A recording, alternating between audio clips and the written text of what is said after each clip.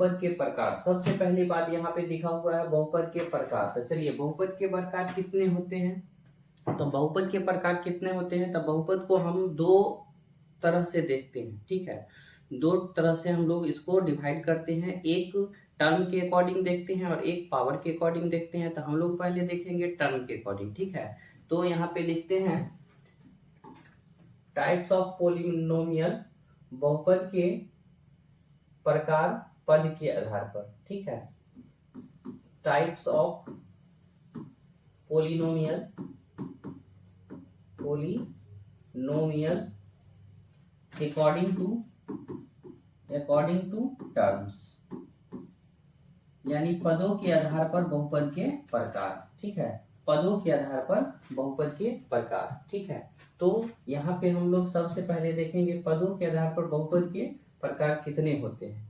तो मेनली हम लोग पढ़ते हैं इसमें तीन। ठीक है, ठीक है, एक पदी बहुपद, द्विपदी बहुपद और त्रिपदी बहुपद। ठीक है, मोनोमियल, बाइनोमियल और ट्राइनोमियल। तो सबसे पहली हम लोग स्टार्ट करते हैं एक मोनोमियल पोलिनोमियल,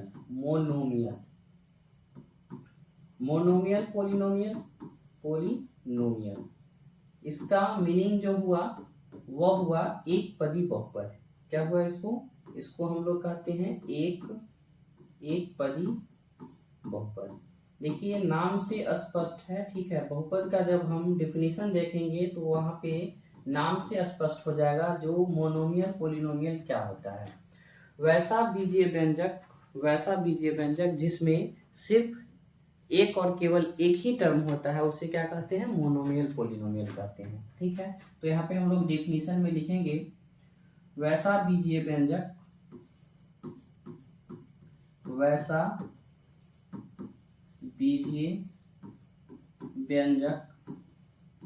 जिसमें एक और केवल एक पद हो, एक और केवल एक पद हो, पद बोले तो टर्म्स। ठीक है, एक और केवल एक पद हो तो उसे एक पदी बहुपद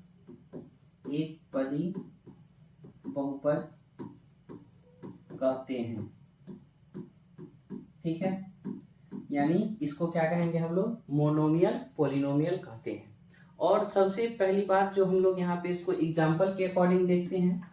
ठीक है, तो देखिए इसमें कहता है एक ही टर्म होना चाहिए, कोई भी टर्म होगा वह क्या होगा, एक ही टर्म होगा, तो उसको हम क्या कहते हैं, एक पदी बहुपद।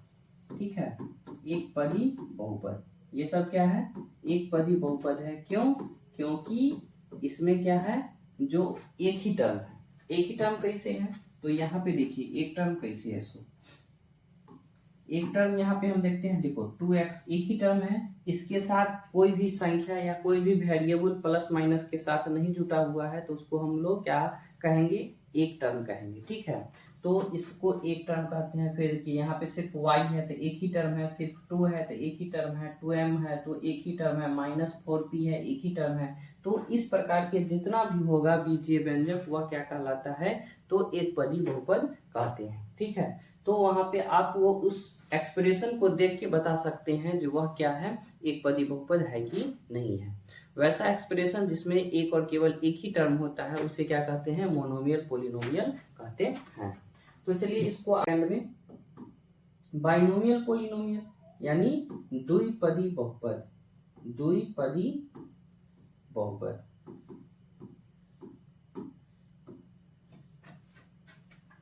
बाइनोमियल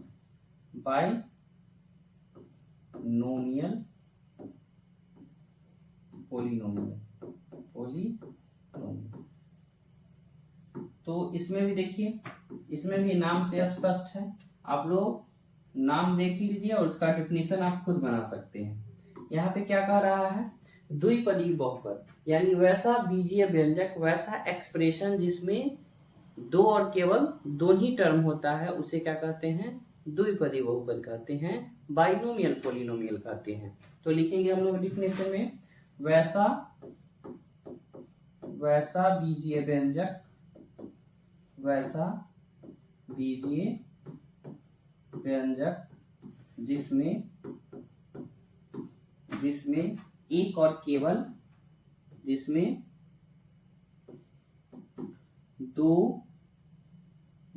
अधिकतम कर लीजिए, जिसमें अधिकतम दो पद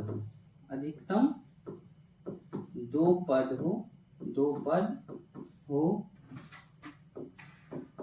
तो उसे द्विपदी बहुपद कहते हैं। द्विपदी बहुपद कहते हैं। यानी हम लोग अभी टर्म के अकॉर्डिंग बहुपद के प्रकार देख रहे हैं। तो इसमें हम फर्स्ट टर्म देखे हैं एक पदी बहुपद और दूसरा देख रहे हैं द्विपदी बहुपद।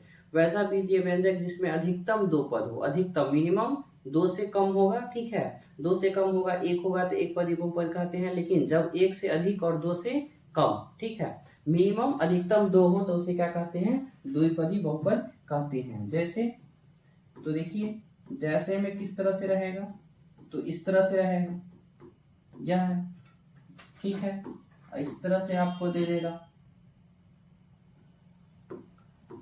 इस तरह से दे देगा। तो यह क्या है, यह आप लोग का द्विपदी बहुपद है। कैसे है, तो देखिए यहाँ पे आप देख सकते हैं जो कितना संख्या के साथ प्लस माइनस के साथ यह जुटा हुआ है, ठीक है।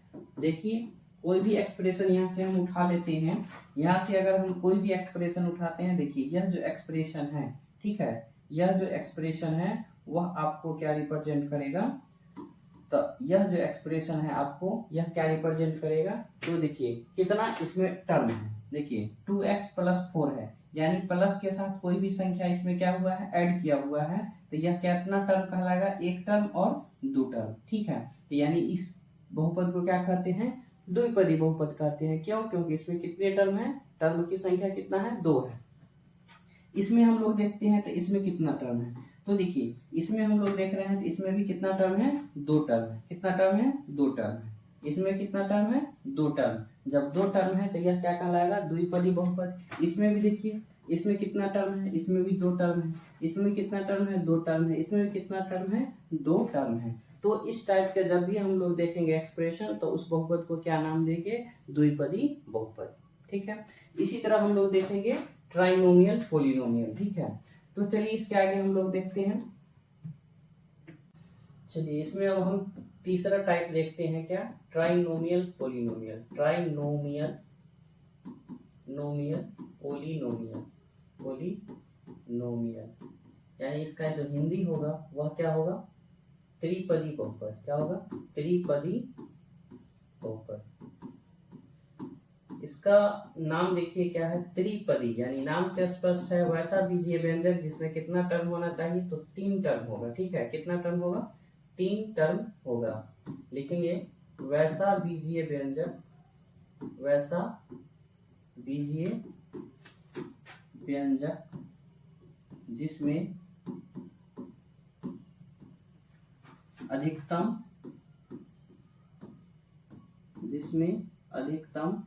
तीन पद हो। अधिकतम कितना पद हो, तीन पद